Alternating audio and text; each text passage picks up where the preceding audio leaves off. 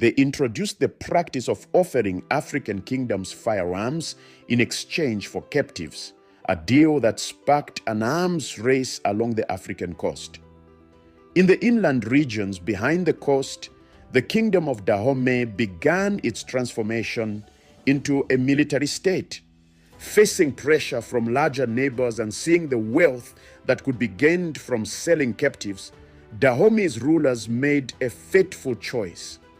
They built a professional army, including the famous Mino, female warriors who fought alongside male soldiers. They conducted annual military campaigns, raiding nearby peoples and marching captives to the coast. By the 1720s, Dahomey had conquered the coastal kingdom of Whydah and gained direct access to European traders. They became one of the primary suppliers of enslaved people, exporting over 10,000 people annually at the trade's peak. But this success came at a terrible cost. Dahomey's economy became completely dependent on the slave trade. Their society militarized, their neighbors lived in terror. And when European demand finally ended, Dahomey's economy collapsed. Not every African kingdom chose collaboration. In the Portuguese colony of Angola, Queen Nzinga of Ndongo waged a 30-year war against Portuguese slave traders.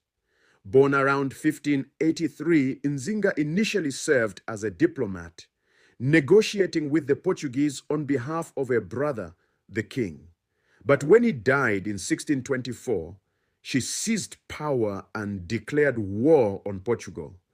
Nzinga used brilliant military tactics. She formed alliances with the Dutch when they temporarily occupied Angola.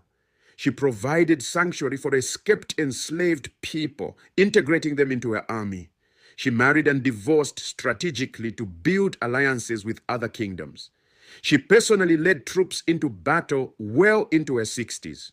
When the Portuguese besieged her capital, she moved her court into the interior and conducted guerrilla warfare from fortified camps.